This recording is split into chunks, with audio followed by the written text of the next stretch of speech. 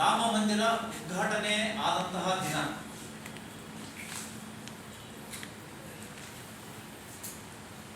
ಆ ಉದ್ಘಾಟನೆಯ ನಿಮಿತ್ತವಾಗಿ ಕಲಬುರಗಿಯ ರಾಮತೀರ್ಥದಲ್ಲಿ ಒಂದು ದೀಪೋತ್ಸವ ಅನ್ನುವ ಕಾರ್ಯಕ್ರಮವನ್ನ ನಮ್ಮ ಸಂಘಟನೆಯಿಂದ ಮತ್ತು ಆ ಬಡಾವಣೆಯ ಸಾರ್ವಜನಿಕರಿಂದ ಹಮ್ಮಿಕೊಂಡಿದ್ದೆ. ಅಲ್ಲಿ ರಾತ್ರಿ 9 ಗಂಟೆವರೆಗೂ ನಾನು ಇದ್ದು ಅಲ್ಲಿಂದ ನೇರವಾಗಿ ನಮ್ಮ ಗ್ರಾಮಕ್ಕೆ ಆಂದೋಲನಕ್ಕೆ ಹೋಗಿದ್ದೆ. 4ನೇ ತಾರೀಕು ಸಂಗಮೇಶ್ ಮಾಲಿ ಪಾಟೀಲ್ ವ್ಯಕ್ತಿಯನ್ನ ಅರೆಸ್ಟ್ ಮಾಡಿದ ಮೇಲೆ ಅಲ್ಲಿವರೆಗೂ ಅಂದ್ರೆ ಮೊನ್ನೆ 28ನೇ ತಾರೀಕಿನವರೆಗೂ ಅಂತದ್ದು ನನಗೆ ಗೊತ್ತಿಲ್ಲ, ನಾನು ನೋಡಿಯೂ ಕೂಡ ಇರಲಿಲ್ಲ. ಕಳೆದ 28ನೇ ತಾರೀಕು ನಾವು ಪ್ರಮೋದ್ ಮುತಾಲಿಕರು ಮತ್ತು ಶ್ರೀರಾಮ ಸೇನೆಯ ರಾಜ್ಯಾಧ್ಯಕ್ಷ ಗಂಗಾಧರ್ ಕುಲಕರ್ಣಿ, ವಿಜಯ್ ಪಾಟೀಲ್ ಯಾದಗಿರಿ ಇವರೊಂದಿಗೆ ದುಷ್ಕರ್ಮಿಗಳಿಂದ ದಾಳಿಗೊಳಗಾದಂತಹ ಆ ಸಂಗಮೇಶ್ ಪಾಟೀಲ್ ಕುಟುಂಬಕ್ಕೆ ಧೈರ್ಯ ತುಂಬುವುದಕ್ಕೋಸ್ಕರ ಅವರ ಮನೆಗೆ ಕೋಟ್ನೂರಿನಲ್ಲಿರುವಂತಹ ಅವರ ಮನೆಗೆ ಭೇಟಿ ಕೊಟ್ಟರು. ಸುಮಾರು ಒಂದು 60ರಿಂದ 70 ಜನ ಅವರ ಕುಟುಂಬದವರು, ಆ ಊರಿನ ಗ್ರಾಮಸ್ಥರೆಲ್ಲ ಜಮಾವಣೆಗೊಂಡಿದ್ರು. ಆ ಸಂದರ್ಭದಲ್ಲಿ ಅಂಬೇಡ್ಕರ್ ಅವರ ಪುತ್ಥಳಿಗೆ ಅವಮಾನ ಆದಂತಹ ಎಲ್ಲ ಪ್ರಕರಣದ ವಿವರಣೆಯನ್ನ ಬಂಧನಕ್ಕೊಳಗಾದಂತಹ ಸಂಗಮೇಶ್ ಪಾಟೀಲ್ ಅವರು ಎಳೆ ಎಳೆಯಾಗಿ ಬಿಚ್ಚಿಡ್ತಾ ಇದ್ರು. ಆ ಸಂದರ್ಭದಲ್ಲಿ ಅವರು ಒಂದು ಮಾತನ್ನ ಆಡಿದ್ರು. ಏನು ಅಂತ ಕೇಳಿದ್ರೆ, ಆ ಅಂಬೇಡ್ಕರ್ ಪುತ್ಥಳಿಯ ಅವಮಾನ ಪ್ರಕರಣದ ಎನ್ಕ್ವೈರಿ ಆಫೀಸರ್ ಮತ್ತು ಆ ವಿಭಾಗದ ACP ರಾಜಣ್ಣ ಅನ್ನುವಂಥವ್ರು ಆರೋಪಿಯನ್ನ ಕುರಿತಾಗಿ ಹೇಳ್ತಾರಂತೆ, ನೋಡು ನೀನು ಆಂದೋಲ ಸ್ವಾಮಿ ಹೆಸರು ಹೇಳಬೇಕು, ಸಿದ್ಧಲಿಂಗ ಸ್ವಾಮಿ ಹೆಸರು ಹೇಳಬೇಕು. ಅವರ ಹೇಳಿದ ಕಾರಣಕ್ಕಾಗಿ ನಾನು ಅಂಬೇಡ್ಕರ್ ಮುಂದಿಗೆ ಅವಮಾನ ಮಾಡಿದ್ದೇನೆ ಅಂತ ನೀನು ಒಪ್ಕೊಂಡ್ಬಿಡು, ನೀನು ಸೈಡ್ ಆಗ್ತೀಯ, ಅವ್ರು ಒಳಗಡೆ ಹೋಗ್ತಾರೆ ಅನ್ನುವಂತಹದ್ದನ್ನ ಒತ್ತಡ ಏರಿದ್ದು ಆ ವ್ಯಕ್ತಿ ಅವತ್ತು ಎಳೆ ಎಳೆಯಾಗಿ ಬಿಚ್ಚಿಡ್ತಾನೆ.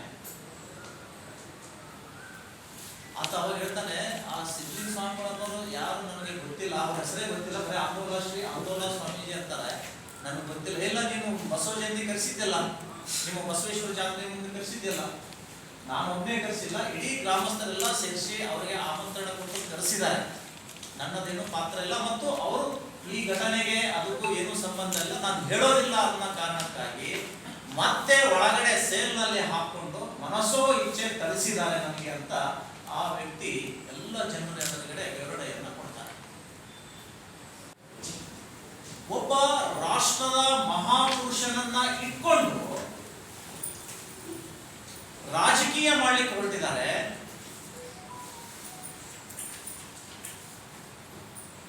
ಅಧಿಕಾರ ದುರುಪಯೋಗ ಮಾಡಿಕೊಂಡು ಹಲ್ಲೆ ಮಾಡಿ ಯಾರ್ಯಾರ್ದೋ ಹೆಸರನ್ನ ಅದರಲ್ಲಿ ಹೇಳುವಂತಹ, ಸಿಲುಕಿಸುವಂತಹ ಪ್ರಯತ್ನ ಈ ಪೊಲೀಸ್ ಅಧಿಕಾರಿ ಯಾಕೆ ಮಾಡ್ತಾ ಇದ್ದಾರೆ? ಆಂದೋಲ ಸ್ವಾಮಿಗಳ ಹೆಸರು ಹೇಳು ಮತ್ತು ಊರಂದು ಒಂದು 12 ಜನರ ಹೆಸರು ಹೇಳಪ್ಪ, ನಾನು ನಿನಗೆ ಬಿಟ್ಬಿಡ್ತೀನಿ. ಯಾವ ಕಾರಣಕ್ಕೆ? ನಮಗೇನು ಅಂಬೇಡ್ಕರ್ ಅವ್ರ ಮೇಲೆ ದ್ವೇಷ ಇದೆಯಾ, ಅಥವಾ ಅವರ ಜನಾಂಗದ ಮೇಲೆ ನಮ್ಗೇನಾದ್ರೂ ದ್ವೇಷ ಇದೆಯಾ? ಇದನ್ನ ACP ರಾಜಣ್ಣ ಸ್ಪಷ್ಟಪಡಿಸಬೇಕು. ಅಧಿಕಾರ ಇದೆ ಅನ್ನುವ ಕಾರಣಕ್ಕಾಗಿ, ರಾಜಕಾರಣಿಗಳ ಓಲೈಸುವುದಕ್ಕಾಗಿ ನಮ್ಮ ಹೆಸರನ್ನ ಸೇರಿಸಿಕೊಂಡು ಇಡೀ ಹಿಂದೂ ಸಮಾಜ ಮತ್ತು ವೀರಶೈವ ಲಿಂಗಾಯತ ಸಮುದಾಯಕ್ಕೆ ಗೂಬೆ ಕೂಡಿಸುವಂತಹ ಪ್ರಯತ್ನ ಇವತ್ತು ಈ ACP ರಾಜಣ್ಣ ಅವರು ಮಾಡಿದ್ದಾರೆ, ಇದು ಅಕ್ಷಮ್ಯ ಅಪರಾಧ.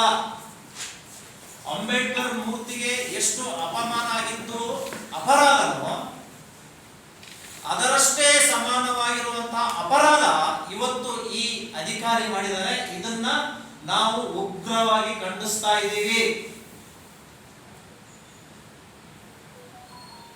ಕಾಕಿ ತೊಟ್ಟ ಮಾತ್ರಕ್ಕೆ, ಕೈಯಲ್ಲಿ ಲಾಠಿ ಇದ್ದ ಮಾತ್ರಕ್ಕೆ ಎಲ್ಲ ಕಾನೂನು ನಿಮ್ಮ ಕೈಯಲ್ಲಿಲ್ಲ. ಅದನ್ನ ನಿಮ್ಮ ಮನಸ್ಸೋ ಇಚ್ಛೆ ದುರ್ಬಳಕೆ ಮಾಡುವಂತ ಅಧಿಕಾರ ಯಾರು ನಿಮಗೆ ಕೊಟ್ಟಿಲ್ಲ. ಹೀಗಿದ್ರೂ ಕೂಡ ನಮ್ಮ ಹೆಸರಿಗೆ ಕಪ್ಪು ಮಸೆ, ಕಪ್ಪು ಚುಕ್ಕೆ ತರುವುದಕ್ಕಾಗಿ ಇಂತಹ ದುಸ್ಸಾಹಸಕ್ಕೆ ಕೈ ಹಾಕಿರುವಂತಹದ್ದು ಇವರಿಗೆ ಮುಂದೆ ದೊಡ್ಡ ಗಂಡಾಂತರ ಕಾಲಿದೆ ಕಾನೂನಿನಿಂದ ಅನ್ನುವಂಥದ್ದನ್ನ ನಾನು ಇವತ್ತು ಸ್ಪಷ್ಟವಾಗಿ ಹೇಳ್ತಾ ಇದ್ದೀನಿ. ಇವ್ರಿಗೆ ಯಾರು ಹೇಳೋರಿಲ್ಲ, ಕೇಳೋರಿಲ್ಲ. ಪರಿಸ್ಥಿತಿ ಕಲಬುರಗಿ ಜಿಲ್ಲೆಯಲ್ಲಿ ಹೇಗಾಗಿದೆ ಅಂತ ಕೇಳಿದ್ರೆ, ಬೆಕ್ಕಿಗೆ ಗಂಟೆ ಕಟ್ಟುವವರಾರು? ನಾವು ಆನೆ ನಡೆದದ್ದೇ ಮಾರ್ಗ. ಹಿಂದೂ ಮುಖಂಡರನ್ನ ಮತ್ತು ಕಾಂಗ್ರೆಸ್ಸೇತರ ವೀರಶೈವ ಲಿಂಗಾಯತರನ್ನ ಗುರಿಯಾಗಿಸಿಕೊಂಡು ಇಂತಹ ಗಂಭೀರ ಸುಳ್ಳು ಆರೋಪಗಳಿಗೆ ಯತ್ನಿಸ್ತಾ ಇರುವುದು ಇದು ಆತ್ಮವಂಚನೆಗೆ ಸಮ.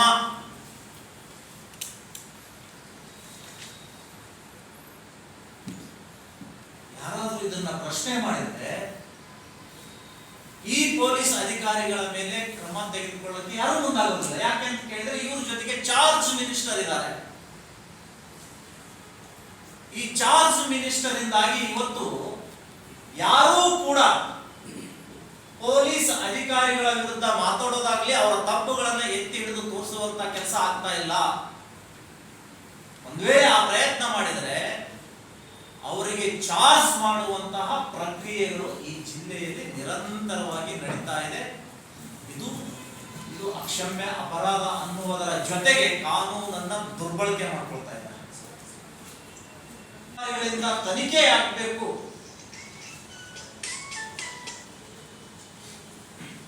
ಬೆಂಗಳೂರಿನ ACP ಯಾರು ಅಕ್ರಮ ಮೌಸರ್ ದಂಧೆ ಮಾಡ್ತಾ ಇದ್ದಾರೋ ಅವರನ್ನ ಬಂಧಿಸೋದು ಬಿಟ್ಟು ಹಿಂದೂ ಕಾರ್ಯಕರ್ತರನ್ನ, ಪುನೀತ್ ಕೆರೆಯನ್ನ ಜೈಲಿಗಟ್ಟಿದ್ರು. ಜೈಲಲ್ಲಿ ಅರೆಬೆತ್ತಲೆ ಮಾಡಿ ಹಿಂಸೆ ಕೊಟ್ಟರು.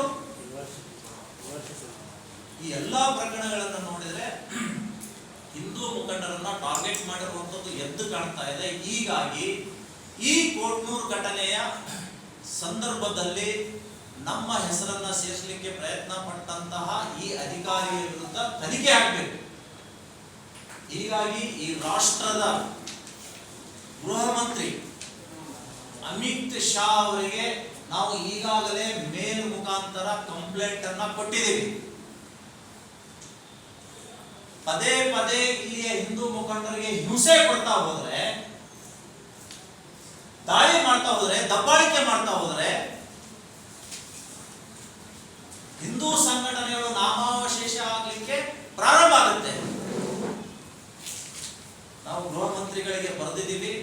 ಇಲ್ಲಿಯ DC ಅವರಿಗೆ ಸ್ಪಷ್ಟವಾದ ನಿರ್ದೇಶನ ಕೊಡಬೇಕು. ಈ ಪ್ರಕರಣಕ್ಕೆ ಸಂಬಂಧಪಟ್ಟಂತೆ ತನಿಖೆಯಾಗಿ ಆ ತಪ್ಪಿತಸ್ಥ ಅಧಿಕಾರಿಯನ್ನ ವಜಾ ಮಾಡಬೇಕು ಅನ್ನುವಂತಹ ಒಂದು ಕಂಪ್ಲೇಂಟ್ ಅನ್ನ ಹೋಮ್ ಮಿನಿಸ್ಟರ್ ಆಫ್ ಇಂಡಿಯಾ ಇವರಿಗೆ ನಾವು ಕೊಟ್ಟಿದ್ದೀವಿ. ಮತ್ತು ಇಲ್ಲಿಯ ಪೊಲೀಸ್ ಮಹಾನಿರ್ದೇಶಕರಿಗೂ ಮತ್ತು ಕಲಬುರಗಿಯ ಉಪ ಪೊಲೀಸ್ ಮಹಾನಿರ್ದೇಶಕರಿಗೂ, ನಗರ ಪೊಲೀಸ್ ಆಯುಕ್ತರು ಇವರಿಗೆಲ್ಲ ನಾವು ಕಂಪ್ಲೇಂಟ್ ಅನ್ನ ಕೊಟ್ಟಿದ್ದೀವಿ.